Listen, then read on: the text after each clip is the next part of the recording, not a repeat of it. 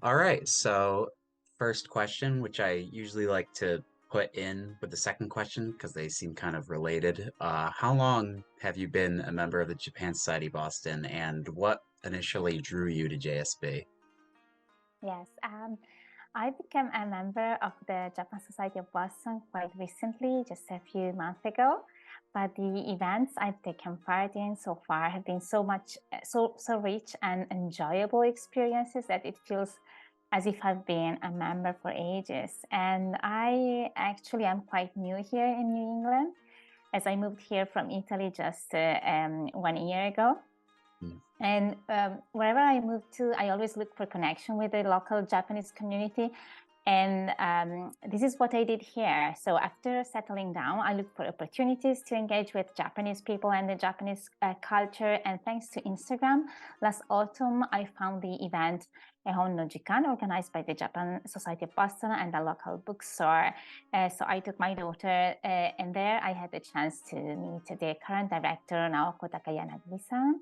And also I was eager to dedicate some of my time to volunteering for some Japanese related cultural center, given the fact that I was not yet eligible to work in the US, but now I Hmm. finally am. So, and then I discovered how many events and resources are offered by the Japan Society of Boston, and so I became a member.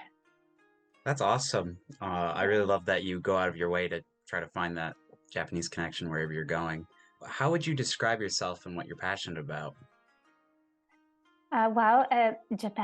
Japanese language and culture have been the center of my life as long as I can remember. And I fell in love with the Japanese language as I started studying in Japanese language and literature at the University of Venice.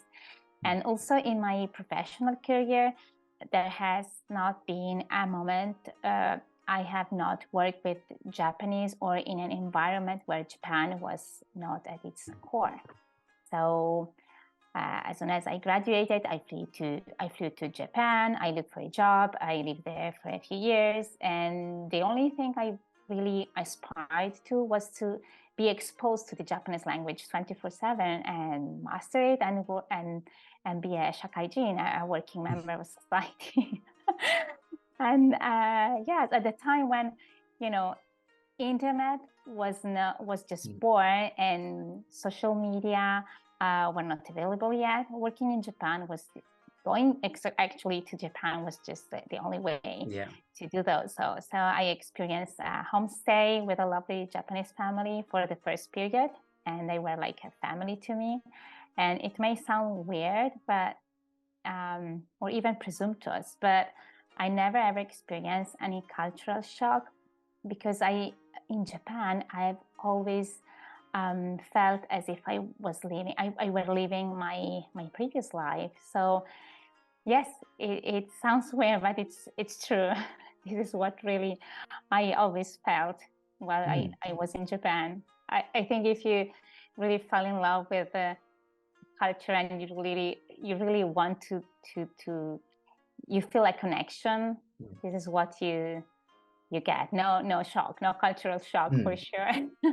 After that experience, I earned a PhD, and I taught Japanese language and culture at the University of Milan back in Italy for 13 years, and I really enjoyed my job there.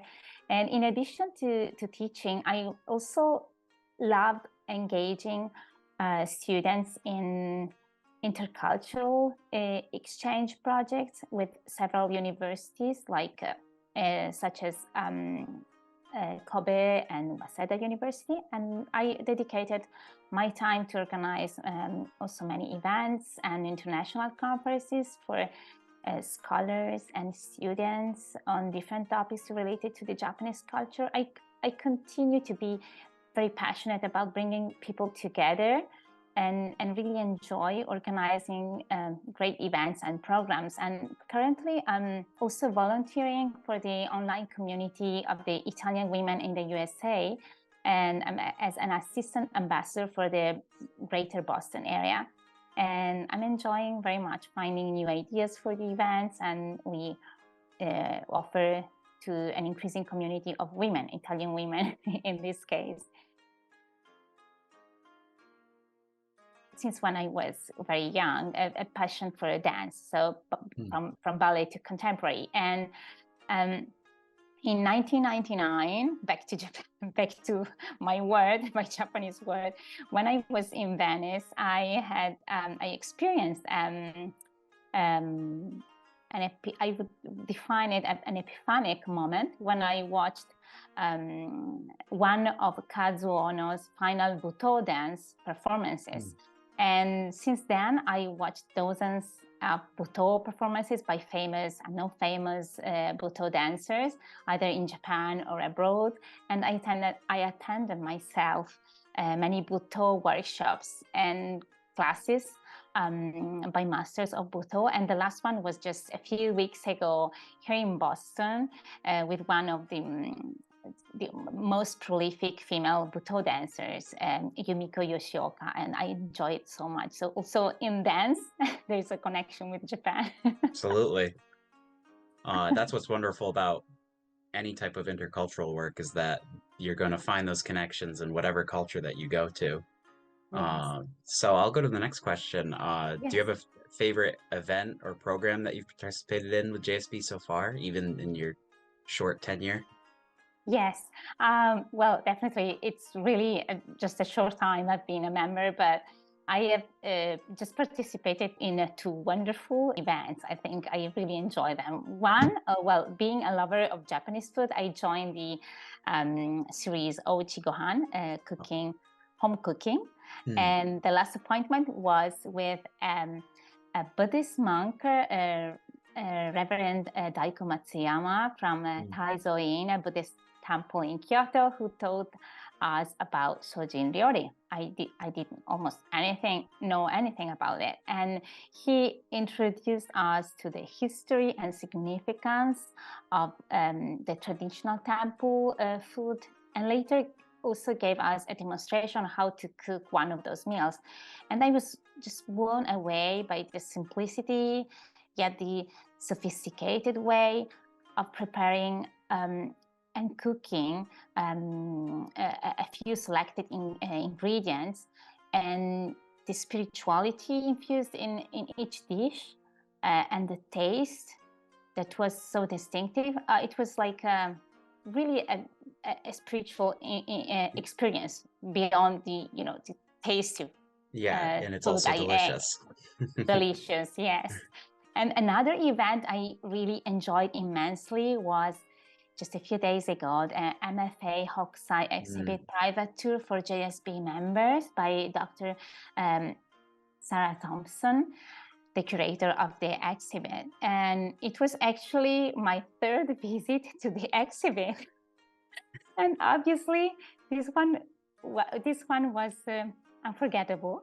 And when art is explained through the work that lies behind, its realization, through the choices that lead a curator to select some works instead of others, through anecdotes about the artists and their entourage, well, the experience becomes like a dreamlike. It adds a whole new layer to it. Exactly, yes. I'm so grateful to JSB and to the creator for this rare opportunity. It was wonderful. What about JSB makes it special from other groups within the Boston area? Well, honestly, even if I've lived here for just 1 year, as far as I explored around, I honestly do not think that JSB can be compared to any other group in the Boston area, both for the long-term relationship between Boston and Japan, and also for the variety of events offered both in person and also online through specific programs. So when I met for the first time some of the JSB staff at a networking event, I was very surprised, because I realized that behind all this work, all the events, the programs that you offer regularly, there are just a few very passionate people with lots of knowledge about Japan and also lots of expertise to promote Japanese culture and business events. And so the quality of the programs, events, and speakers makes it a unique opportunity to those who want to be connected to Japan. Lastly, what would you say to somebody who's considering joining JSB? Well, if you want to keep some connection with the Japanese world or just Mm, learning more about its culture, JSB is the place you want to be in touch with. mm, And benefits range from discounted rates to participate to a vast variety of events and programs, workshops, performances, and exhibitions, as I mentioned, and some of which are also free. For example, also Japanese language exchange, book clubs, and so on, so many others. mm. And also you have the privilege to have access to unique events like for example, MFA Hokusai exhibit, which I participated in. And you have also the chance to meet and speak to very well-known scholars and experts in an informal contest. By the way, a few days ago, also Professor Susan Napier was present to the Hokusai exhibit tour, Mm. which is, a great opportunity also for those who have, a fond of popular culture and, all the topics has been studying and researching for so many years. And also, I think that through JSP, you have also the chance to open up your network, because you can exchange words with so many members who have one thing in common. Basically, they're a shared passion or just a curiosity for Japan. Hmm.